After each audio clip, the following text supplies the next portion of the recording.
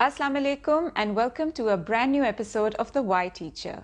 Today's episode is very special to me because I get to talk about something that I hold very close to my heart, the love of reading.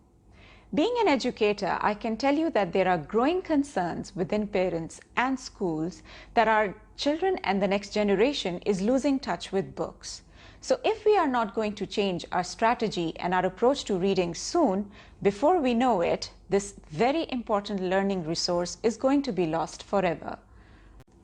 So as a mother and as a teacher, when I would ask the children, what is the reason why you do not want to go to a library anymore or you don't want to pick books to read, their argument was that with a world of knowledge and information, available on our computers and on our iPads, why are you insisting us to go and pick up a book and read?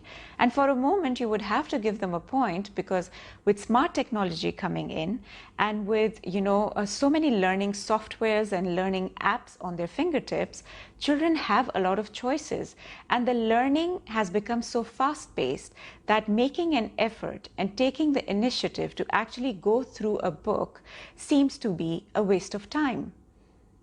So if we pay a little bit of attention to their argument, what they're really saying is that, books give us information. And if we can get that information through technology, then what is the big buzz about reading books? Which is, of course, a fallacy. And I think that as educators and as parents, we have been pressing upon our children to read books for the same reasons, because we keep telling them that books are going to make you knowledgeable. And for knowledge, the way knowledge is defined by children is that we need to have a lot of information. So I think that we need to have a different kind of dialogue with our children where we redefine, what books do for us.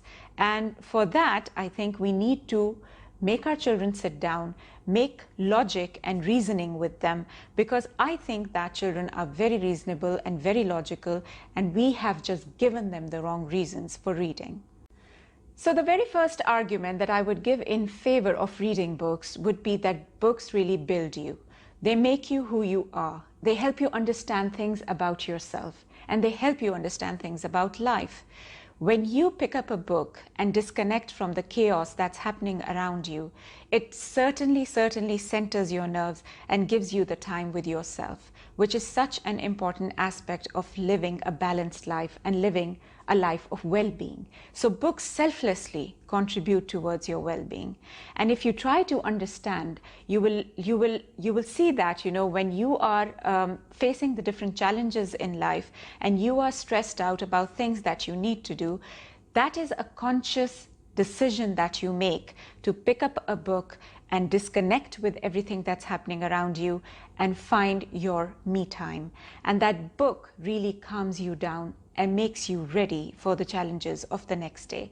So understanding that books are not just the information that's coming out, it is also a sense of well-being, then you would really begin to relate to the fact that, books are important to read. So another magical thing that books do for you is that they build your resilience, your patience, and your stamina. Something that has gone utterly missing from our world today because our children have become so impatient. They want everything to happen quick and fast and the way they want. But what happens when they read a book is that they realize that there are characters, and the characters have to go through the story plot.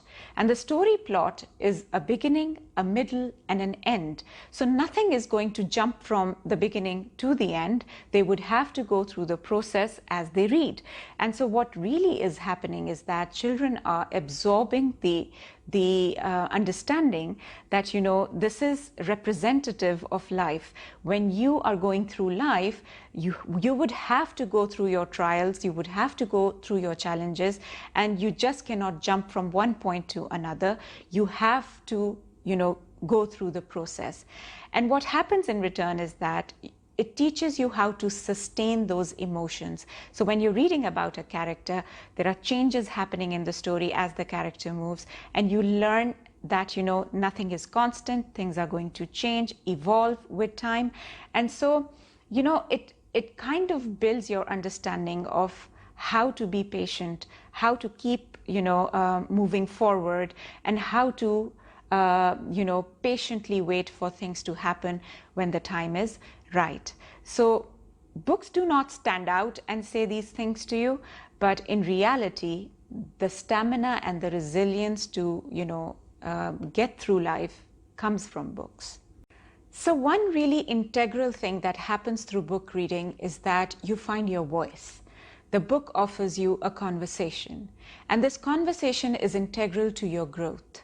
Now, when I was growing up, I remember that whenever I would read a story, I would come to a point in the story where I would be able to make so many connections in my head to things that were happening around, to the story. And, I needed somebody at that point of time to talk to have a conversation with. And if that would go missing, I would put the book down and I would never pick it up to read again. Because until and unless I was able to get rid of the clutter that was created in my head, I couldn't move forward with the story. So luckily with me, since I was somebody who wanted to write as well, and I was inspired to write, I would put my thoughts and ideas and express through writing. So that was my expression.